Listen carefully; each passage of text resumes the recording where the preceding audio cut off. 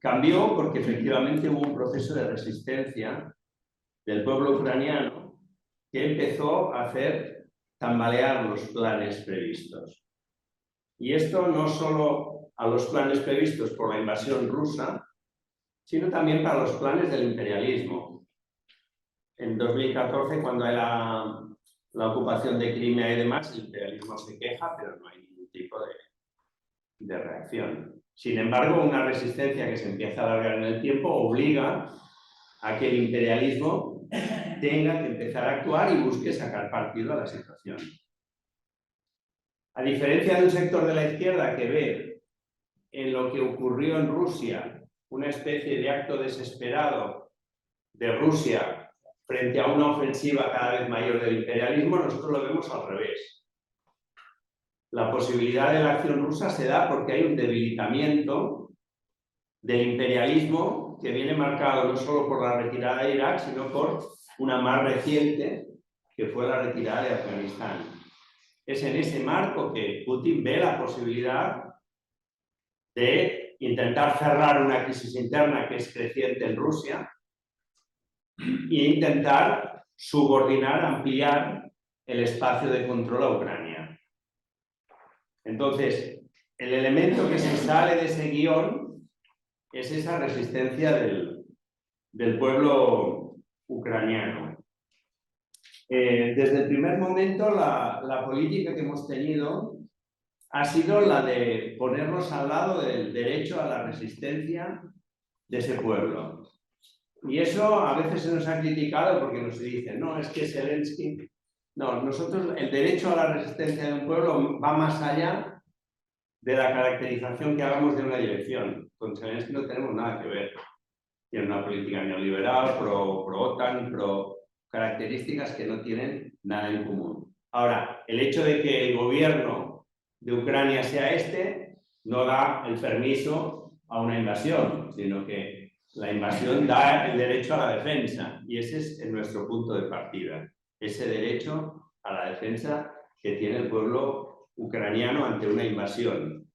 Y ese derecho va más allá de las diferencias que tenemos con el gobierno. También eso nos lleva a nosotros a que los mecanismos de solidaridad que activamos desde el primer momento y que se han traducido en 4 convoys que han ido a Ucrania, fueran a un sector con el que nosotros sí nos sentimos identificados de esa resistencia del pueblo ucraniano, que son sectores de izquierda, la campaña de solidaridad con organismos antifascistas, sectores anarquistas, sectores trotskistas, movimiento social, una reorganización política de la izquierda, o bien movimientos sindicales, como hemos estado manteniendo durante segundo, tercer y cuarto convoy, particularmente en toda la zona más cercana al frente.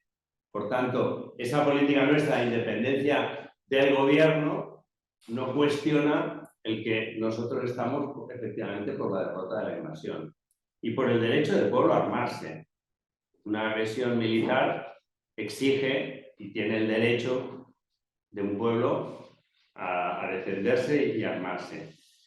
A la vez, lo que nosotros hemos dicho es que justamente ese intento de un sector de la izquierda de presentarnos el mundo entre bloques que se enfrentan, entonces cuando uno avanza el otro retrocede, nosotros decimos que es al revés. A menudo las políticas de los imperialismos, sea el ruso o el americano, se alimentan unas a los otros.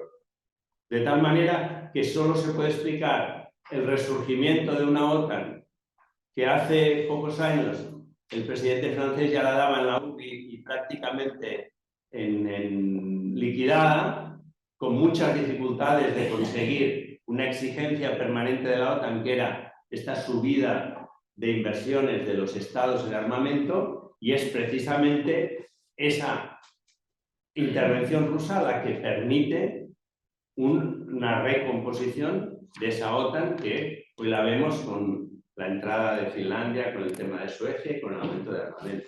Por tanto, nuestra política enfrenta a los imperialismos, defiende a los pueblos y, por tanto, no se sitúa en la lógica de bloque que cuando estamos cuestionando la intervención rusa en Ucrania nos lleve a defender que viva la OTAN, no al revés. Nosotros estamos contra la OTAN, contra el imperialismo norteamericano, contra los imperialismos europeos y contra el imperialismo ruso, del lado de los pueblos.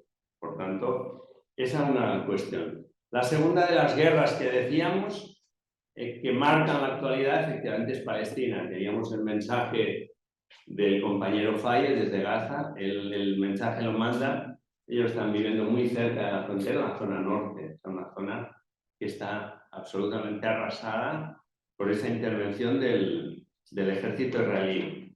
Decíamos, y en todos los carteles lo repetimos, no es un tema de 7 de octubre hasta ahora que ha pasado, sino es un tema de 75 años de colonialismo. Y eso es importante, ¿por qué? Porque siempre parece que hay un hecho que desencadena. No, el hecho que desencadenó la situación en Palestina fue la construcción, la formación del Estado de Israel. Y eso es una cosa del 47-48. Y es una cosa que hizo del Estado de Israel un Estado directamente imperialista, sin necesidad de los procesos que han vivido otros estados para llegar a ese estadio. Es decir, se constituye más como una expansión del propio imperialismo que como un nuevo estado que vaya a tener sus ciclos de crecimiento económico y a lo mejor en un día llega a ser un estado imperialista. Como una expansión del propio imperialismo, como la necesidad del imperialismo de controlar una zona estratégica del territorio. Está el canal de Suez, están los recursos energéticos que están allá, aprovechando una reivindicación de un sector judío que reclama, el sector sionista, que reclama la formación de un Estado. Es esa combinación entre ese sionismo respecto a las necesidades del imperialismo, que la combinación, junto a una presencia muy importante de sectores sionistas en las grandes finanzas mundiales, es decir, hay una conexión directa de sectores sionistas con las grandes finanzas y bancos mundiales, la que efectivamente combinadas dan la formación del Estado de Israel.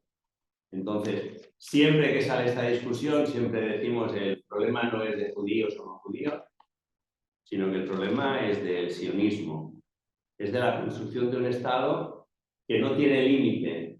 Israel es de los estados que no tiene definido cuál es su espacio, es un proceso de expansión continua, una expansión que se hace no como el colonialismo clásico, donde lo que se hace cuando Inglaterra llega a la India no tiene ningún interés en vaciar la India de trabajadores, tiene interés en explotarlos, en lo que sea, pero no. Y sin embargo hay otro colonialismo que efectivamente lo que hace es desplazar a una población, expulsar a una población para crear esas colonias que se identifican con lo que hoy está pasando en Israel.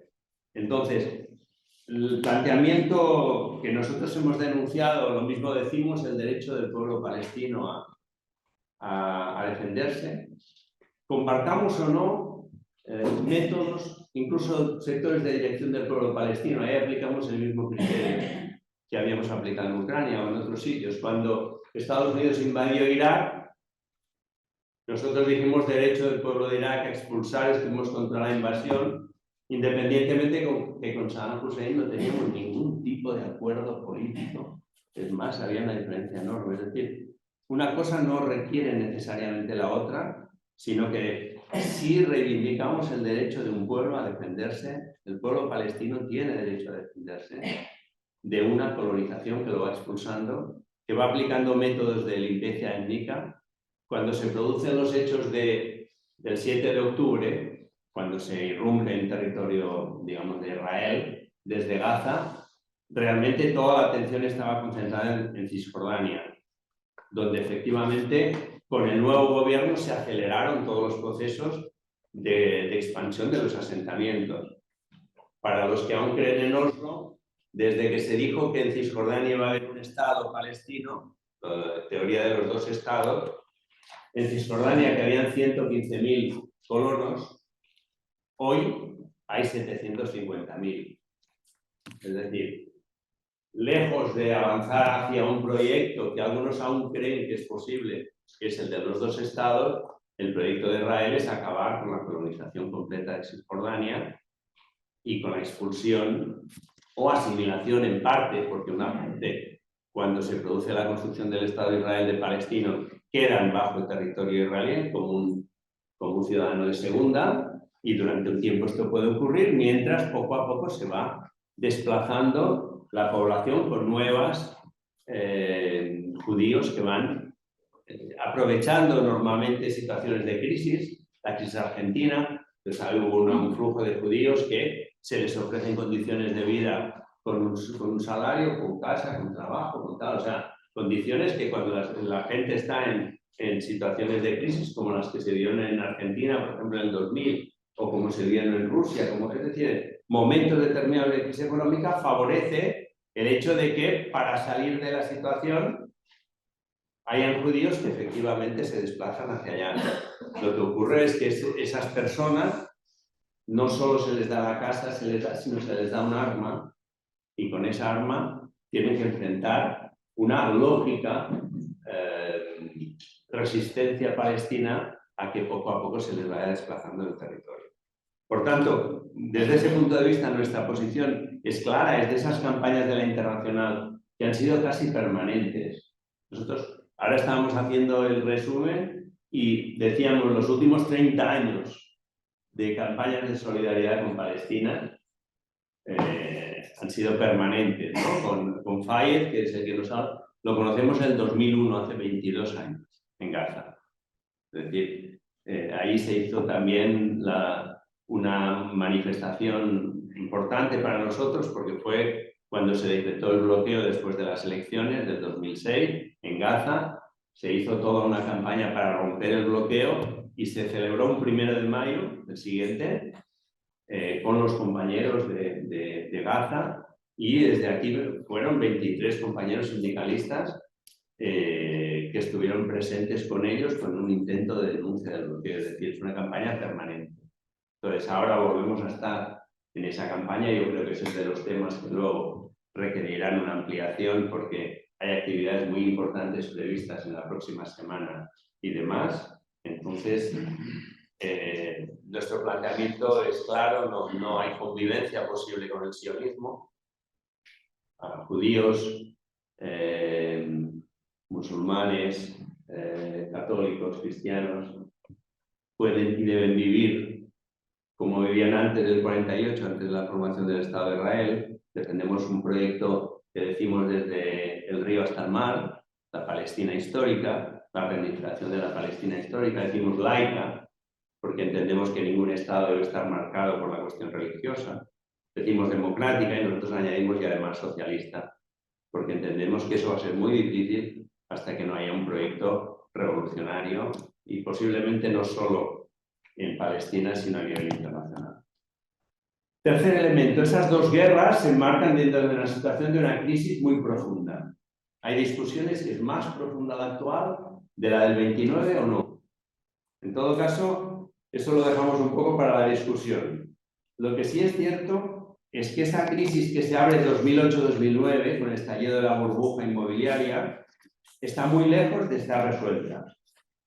En aquel momento la forma de tapar el hueco, porque estas crisis que se producen que dicen de burbujas, una burbuja ¿no? Estalla y queda un vacío, ¿no? Y una manera de tapar esa cantidad de miles de millones fue que la Reserva Federal Norteamericana y el Banco Central Europeo inundaron, taparon esos huecos, esos agujeros a base de miles de millones de dinero público. Fue aquello que se llamó el rescate de la banca, ¿no? Mientras a nosotros, a los trabajadores y trabajadoras, nos aplicaban planes de austeridad, para la banca venía el gran rescate, con miles de millones que se entregaron y quedaron ahí a fondo perdido la mayor parte de ellos.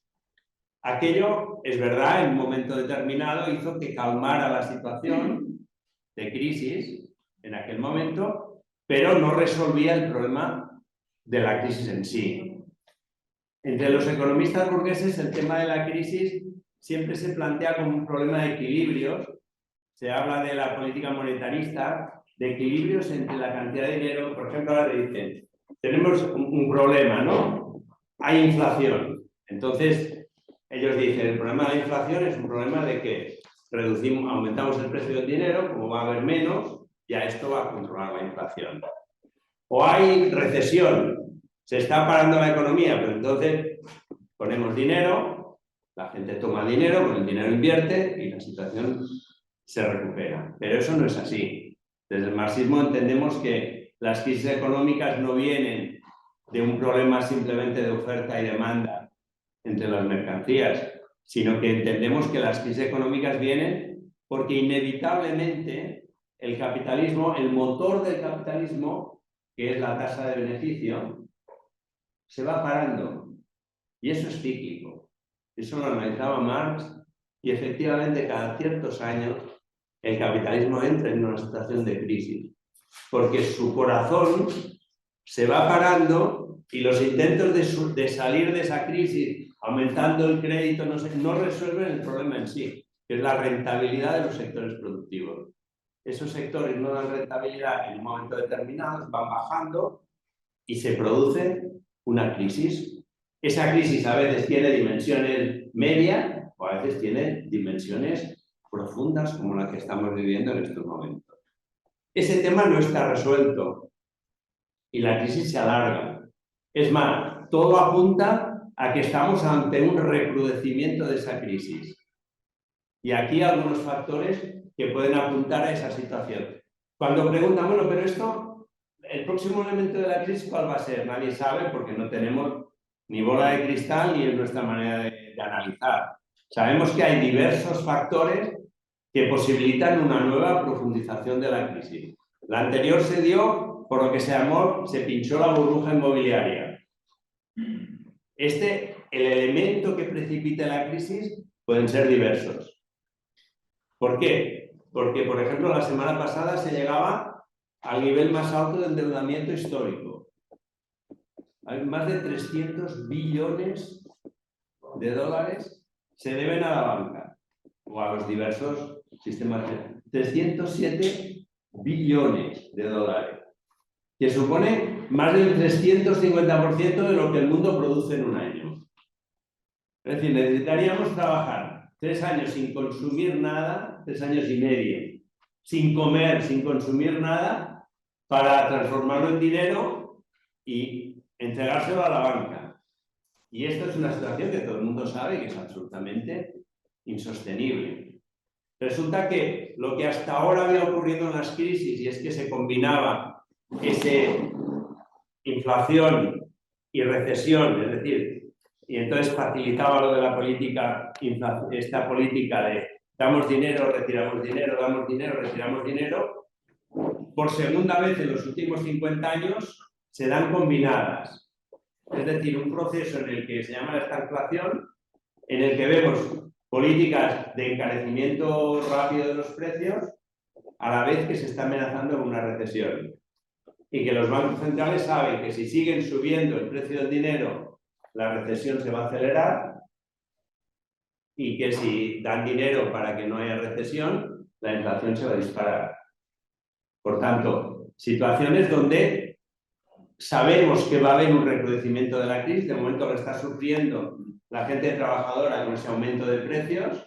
Aún no hemos llegado a la fase recesiva donde al aumento de precios vivamos en la pérdida de puestos de trabajo. Aún globalmente ese aún no es un problema internacional central y tampoco el problema del aumento importante del paro como lo fue en el 2008-2009 ha aparecido aún, pero estamos en situaciones de que todo esto efectivamente se acelere y la crisis vuelva a tomar una dimensión mayor. Sí sabemos una cosa, y eso lo hemos aprendido también del marxismo, que de esas crisis profundas el capitalismo solo sale, no por ajustes monetarios, ni sale con una destrucción masiva de fuerzas productivas. De la crisis del 29 se salió por la Segunda Guerra Mundial. El ciclo de acumulación solo se pudo volver a reconstruir sobre la destrucción, los 60 millones de muertos de la Segunda Guerra Mundial, Europa medio destruida, y ahí nuevamente la maquinaria capitalista en los años finales de los 40 pudo volver de nuevo a resurgir en un ciclo de acumulación. Una crisis como aquella, que es la que estamos viviendo ahora, necesariamente, esperemos que no lo consigan, pero necesariamente para el capital exige una destrucción masiva de fuerzas productivas. Por fuerzas productivas, ¿qué entendemos? Entendemos la propia fuerza de trabajo, o sea, la clase obrera, la gente trabajadora.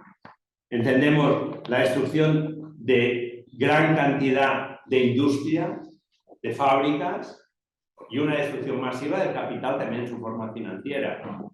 Por tanto, nuevas burbujas, nuevas crisis económicas que van a tener su lugar en la bolsa y demás.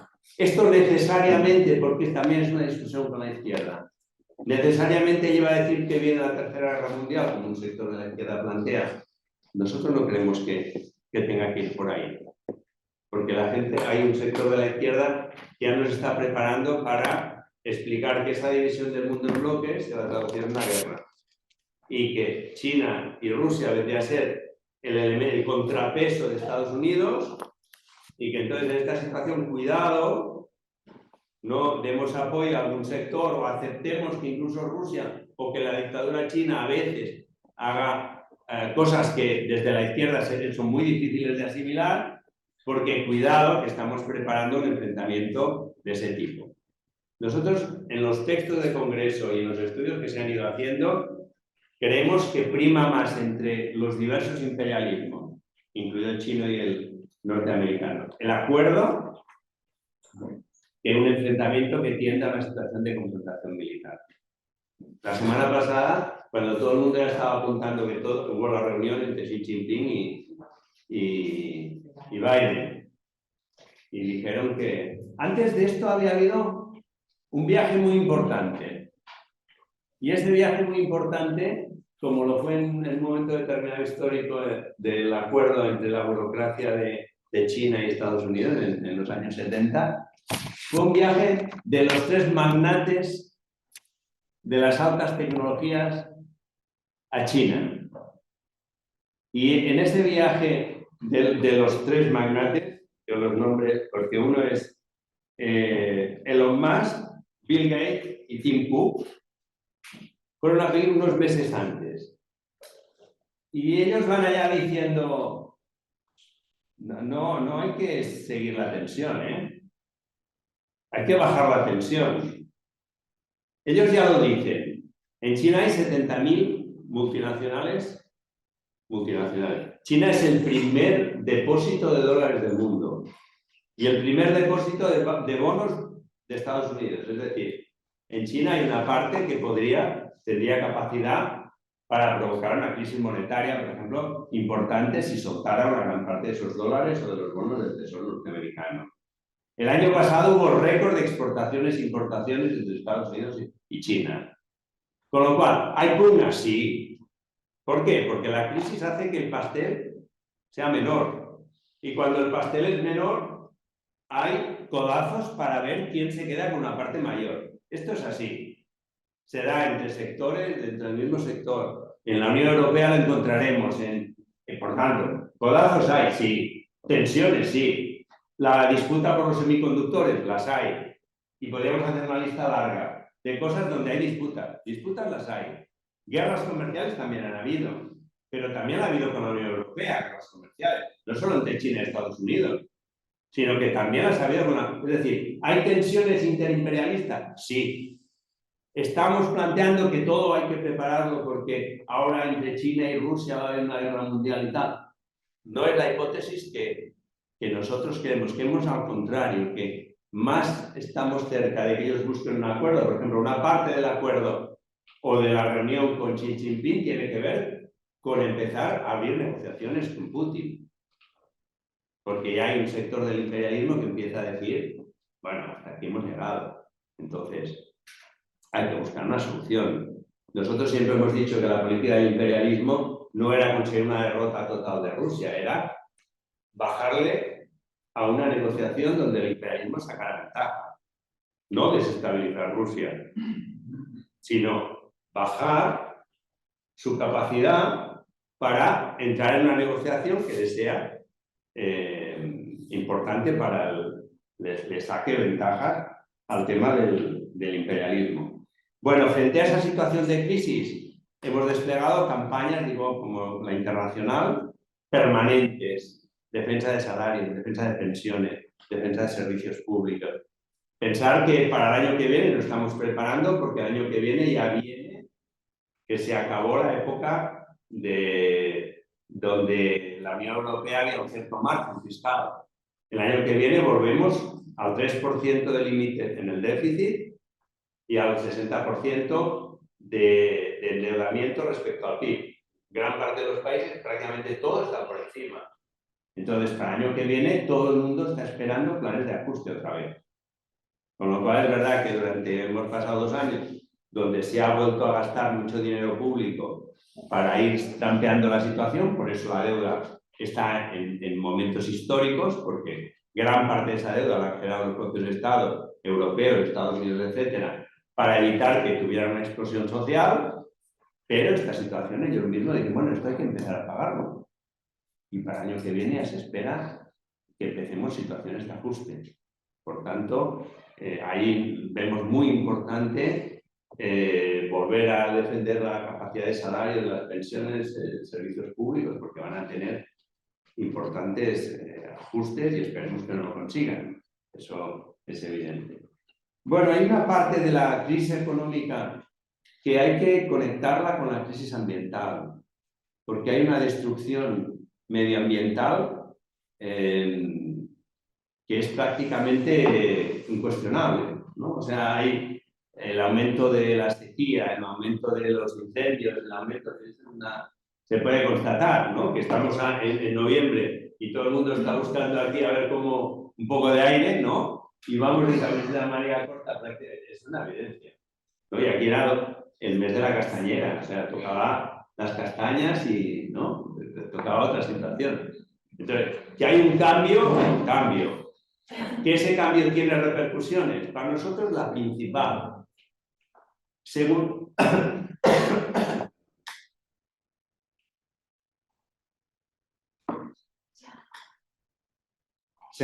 los últimos estudios que habían, la principal, ¿cuál es para nosotros? La principal es que ese cambio climático ha hecho que para 600 millones de personas en el planeta estén ya habitando en una zona que dicen fuera del nicho climático, es decir, fuera del margen de temperaturas que permitiría el desarrollo de la especie. Hablando ahora en términos de especie, igual que cada especie tiene un margen de... Y eso va más.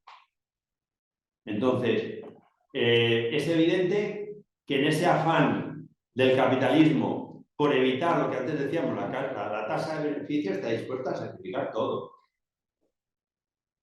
La gente, las condiciones de vida, que aumente la pobreza en el mundo, que dispuesto, y la naturaleza entra dentro de los planes, al punto de que el propio capitalismo está generando uno de los componentes que luego analizaremos un poco más de extrema derecha, donde una de sus características es negar, decir que esto no es verdad, que todos son inventos, que subidas y bajadas de temperatura no ha habido toda la vida, y que en esta situación lo que hace falta es continuar, y que todas esas tonterías de abandonar los textofósiles y el fracking y no sé qué para sacar y demás, que son tonterías, que lo que hace falta es dar trabajo a la gente, y dar trabajo a la gente se asocia con que todo vale. Pero eso ahora lo entraremos un poco más a fondo. No es una caricatura de alguien sino que es una cosa que lo va viendo repetir en corrientes que se multiplican en todos los países. Entonces hay una parte del capitalismo directamente que intenta negar lo que es una evidencia, y es que todo ese sistema capitalista que no toma en cuenta el medio ambiente es una catástrofe. Provoca migraciones enormes, porque claro, si hablamos de que hay 600 personas que están fuera del nicho climático, es evidente que hay 600 millones de personas potencialmente migrantes, porque es que la gente va a intentar vivir. Nosotros vamos a defender, obviamente, que todo el mundo tenga derecho a desplazarse para poder salir, ya no digamos de guerras, de toda una serie de cosas. Es decir, es evidente que hay un proceso de destrucción cada vez mayor al cual hay que hacer frente. Es verdad que hay una creciente conciencia medioambiental que lleva a que haya movilizaciones. Ahora está empezando a preparar en el Valle de Llobregat todo el tema contra la ampliación del puerto, con terminales que quieren hacer para más cruceros, el tema de la discusión del aeropuerto, el tema de la sequía, es decir, que cada vez hay más. Dentro de ese movimiento siempre nos hemos ubicado en un ala, ¿no? Es decir, participamos de los movimientos, pero dentro de ese nosotros entendemos que eso está directamente involucrado o intrínsecamente ligado al problema del capitalismo. Es decir, que mientras exista capitalismo no hay solución medioambiental. Es necesario acabar con el capitalismo, con esa lógica, para empezar a poner las bases de un sistema que efectivamente cuide también, igual que cuida a las personas, que cuide también los recursos que tenemos, que todos sabemos que son limitados. Decíamos, ¿hacia dónde va todo esto? Y antes yo decía, la salida de la crisis necesariamente lleva a una destrucción masiva de fuerzas productivas. Esto por la comprensión, digamos, marxista que tenemos del tema de las crisis. Y eso lo empezamos a ver, ¿cómo? Lo empezamos a ver como sectores del gran capital empiezan a construir una alternativa que hace unos años parecía que no iba a volver. Y llamamos extrema derecha, no hablamos ni fascismo ni neofascismo. ¿Por qué hago ese detalle? Porque hay un sector que dice, bueno, ya tenemos el fascismo encima. No, nosotros decimos, o sea, a ver, Meloni no es Mussolini. No porque quiera o no quiera, no es un problema de voluntad o de sentirse o no de sentirse. Meloni está utilizando los instrumentos clásicos del Estado con un reforzamiento represivo, ahora hablaremos de eso un momento, pero los instrumentos clásicos del fascismo es otra cosa. Es crear un régimen distinto. Es movilizar las masas para destruir toda organización de clase. Es otra cosa. Hitler es otra cosa, Mussolini es otra cosa. Es un cambio de régimen. Entonces, no, Meloni no cambia el régimen, Trump no cambia el régimen, Bolsonaro no cambia el régimen. Agudiza su aspecto reaccionario, eso sí.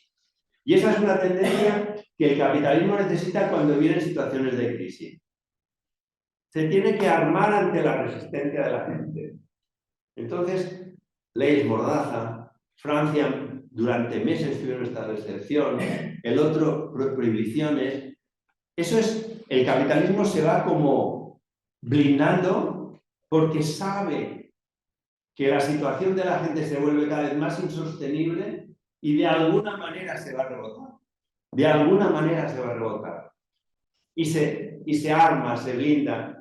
Hay a veces que esa bonapartización de los regímenes lleva a regímenes bonapartistas, es decir, a intentar prescindir de instrumentos democráticos para tener un ejercicio más directo del poder. Por ejemplo, Turquía, ¿no? Erdogan da un paso más a lo que es la tendencia en Francia o en el Estado español de que un régimen más o menos parlamentario tenga tendencias cada vez más represivas, endureza más la represión, intenta avanzar a un régimen, decimos el régimen, no el gobierno, sino el régimen se bonapartiza, intenta tener más margen de poder. Una parte de esto es lo mismo que Netanyahu quería en Israel, es decir, quería que un juez no le cuestione, que el otro no le cuestione, es decir, necesidad de manos libres. Bolsonaro, pues un poco la tendencia es a esos regímenes bonapartistas, que no es lo mismo que fascistas, porque esa necesidad del capital, la gente, un sector de la izquierda ridiculiza cuando escuchaba al principio a Trump, mira qué burrada. Cuando escuchamos al de Vox, a Abascal, o a Milei, a veces dices, pero bueno, esto no puede tener importancia. Pues tiene importancia. ¿Por qué? Porque el problema no es Milei, Abascal, el otro, porque a veces cuando no la dicen, a veces dicen cosas que son absolutamente ridículas, sino que forman parte de un proyecto del capital financiero. Hay una película del Novecento, ¿vale?, que explica la formación del fascismo. El Novecento es una película para los que tienen una cierta edad extraordinaria, donde en un momento determinado la burguesía empieza a ver que la gente está nerviosa. Y entonces deciden entre ellos a quién ponen de jefe, y ponen a un capataz, no importa, y lo ponen. Y empieza a organizar las camisas negras. Y las camisas negras llegan a formar, ¿no? Y son la fuerza de choque. Y esa es la clave. Cuando se empieza, vemos el crecimiento de la extrema derecha, es porque un sector del capital cree que hay que bajar a la calle. Y no es casual. Hace pocos días era extraordinario lo que pasaba en Madrid, ¿no? Cada día, movilización en el sector de extrema derecha. Empieza una disputa por la calle. ¿Esta va a llegar cuándo? No sabemos. ¿Puede evolucionar al fascismo? Puede evolucionar al fascismo, efectivamente. Pero hoy no es lo que tenemos enfrente.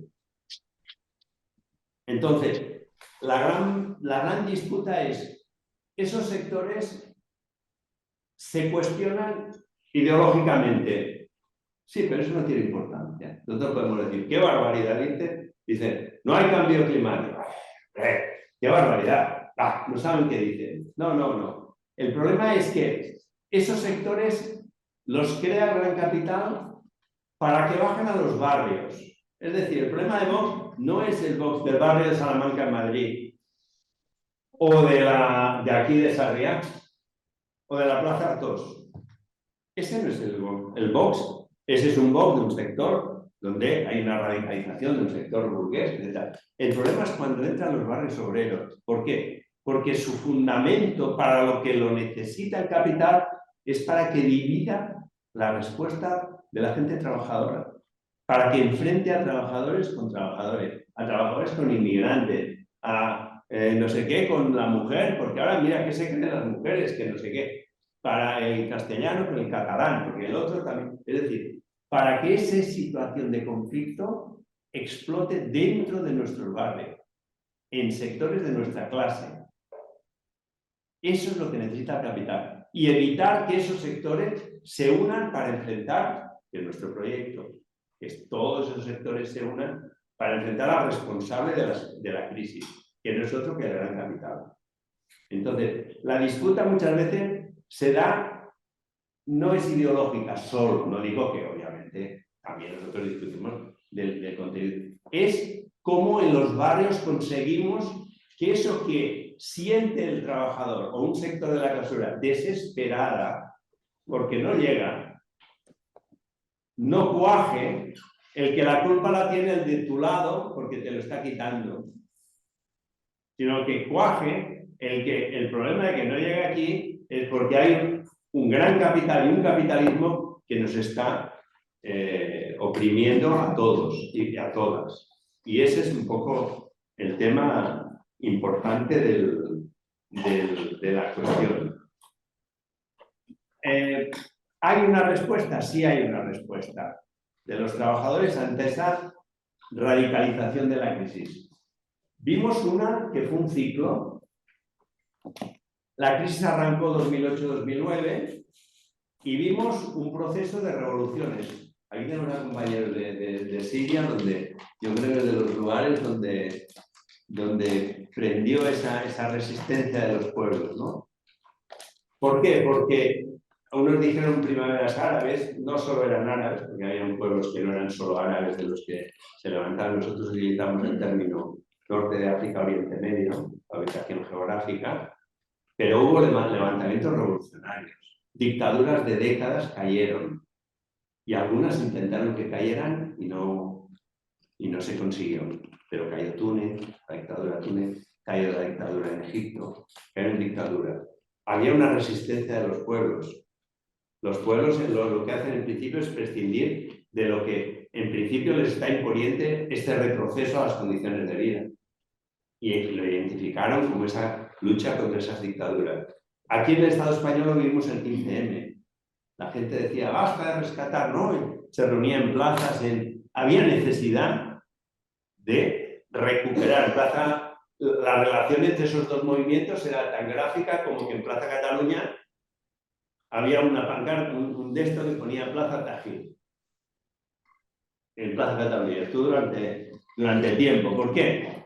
Porque era eso. Era el mismo movimiento de resistencia que enfrenta a lo que tienes delante, pero que todo él forma parte de una resistencia global a una crisis que es mundial. Y tuvo también sus expresiones políticas.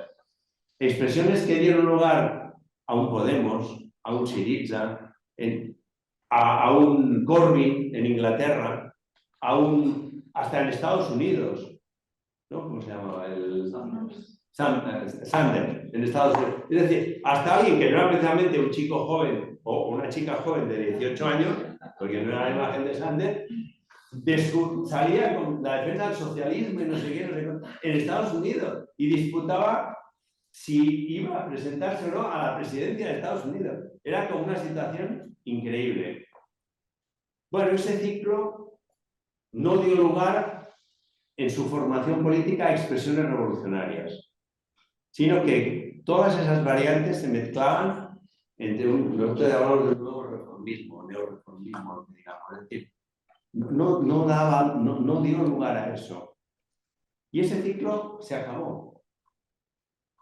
Y lamentablemente se acabó para los pueblos que se levantaron. Había hace 2 meses una foto de una cumbre árabe donde estaba Said de Túnez, estaba al-Sisi de Egipto, estaba el Assad y los 3 sonrientes y la foto. Y esa foto era hemos vencido. Y ahí el punto, la raya roja que pusieron fue Siria. Siria no solo se estaba jugando un cortafuegos a ese proceso que se extendía. Es decir, se iba extendiendo, ya lo veíamos en Argelia, lo vimos en Sudán, lo vimos, se iba extendiendo y había un cortafuegos. Y ese cortafuegos fue Siria. Y en Siria, efectivamente, un proceso revolucionario fue derrotado a un precio enorme, digamos, por una combinación de 2 factores, pero que son combinados. Un régimen sanguinario con un sector reaccionario que el propio régimen alimentó, que fue todo el sector de Estado Islámico. El Estado Islámico operaba en zonas revolucionarias, en las zonas donde hubo revolución. Enfrentamientos entre Estado Islámico y el régimen de Siria fueron prácticamente 0. Hasta el momento en que aquello fue creciendo y entonces a Estados Unidos y a Rusia se les planteó un problema. 2 regímenes suyos estratégicos de la región estaban en peligro. Uno en Siria y el otro, el de Irak, que era el de los americanos que habían ocupado Irak. Y los 2 tuvieron que recurrir a ayudas externas, porque ni uno u otro fue capaz. Y esa ayuda externa, efectivamente, ahí entró Irán. Irán en los 2 lugares, porque hay quien divide el mundo en bloques y dice, bueno, y cuando los americanos piden la operación de Irán para salvar el régimen de Irak y lo piden los norteamericanos, ¿en qué lado pones a Irán y a los americanos? Y cuando Rusia pide la intervención de Irán para salvar el régimen sirio, y cuando Estados Unidos y Rusia, que están operando en el mismo territorio, tienen una coordinación perfecta, donde nunca y en ningún momento hubo una fricción militar, ¿dónde pones a rusos y americanos? Y nosotros los ponemos a todos contra los pueblos. Así de directo. Entonces, aquel ciclo se cerró. Y se cerró también el ciclo político que generó. Vemos a Podemos ayer, ¿no? Que ya lo quitaban del gobierno, ya en decadencia. Vimos a Syriza, Tsipras ya dimitido, Corbyn expulsado del Partido Socialista por jefe, y está expulsado del partido. Y de Sanders, ¿alguien recuerda dónde está? Prácticamente no. Entonces, ese ciclo se cerró y nos preparamos para un nuevo ciclo. la crisis se va a agravar, va a haber resistencia, hemos visto elementos de resistencia importantes de los pueblos y hay que intentar construir una salida. Y esa es la tarea que tenemos delante. Ejemplos de resistencia los hemos vivido. Es verdad que, decíamos, ese ciclo se acabó. En el 2019 hay una elevación muy importante de las movilizaciones. 2019 teníamos el estallido en Chile, parecía que teníamos en Líbano una situación, o sea, volvíamos a tener un ascenso, tuvimos Colombia, tuvimos Haití, o sea, hubo un ascenso importante. Es verdad que con la pandemia esto se para y la recomposición posterior es parcial. Por tanto, después sí que tuvimos una recomposición del movimiento parcial.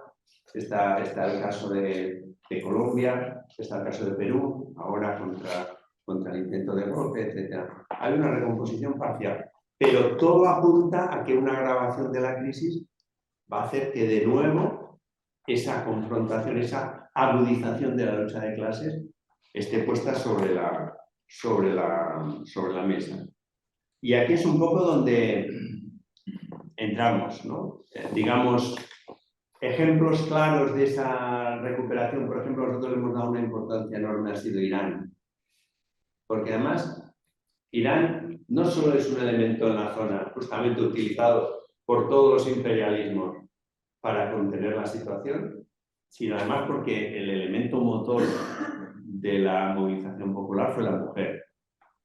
Y eso para nosotros tenía un peso muy claro, que no dejaba de ser como una expresión de lo que está ocurriendo en el mundo. Es decir, en el mundo uno de los elementos claves de recomposición de la gente de las movilizaciones es la lucha del movimiento feminista. Entonces, Irán concentraba las dos cosas y además concentraba hasta el derecho de los pueblos, porque además la compañía que matan y demás es kurda, y entonces el problema del encaje de los kurdos, de los pueblos, en un régimen como el régimen iraní también planteaba el problema, y porque además entraba la clase obrera al final con huelgas generales. Es decir, tenía todo. Es verdad que Irán es de los sitios que se hizo poco ruido en general, ¿eh? Digo, no quiero decir nosotros, lo que intentamos y pudimos, pero en general el propio imperialismo, Irán pasó de puntilla y hubo ejecuciones masivas, detenciones masivas. Y hay una represión en la que el imperialismo no dice nada. Ni Rusia ni Estados Unidos dicen nada de lo que está pasando.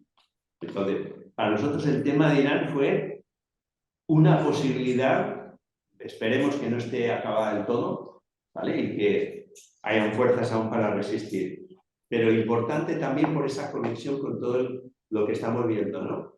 De la misma manera que el movimiento feminista ha avanzado en algunos países, por ejemplo, estamos pensando en la ley del aborto Argentina, México, ahí avanzamos.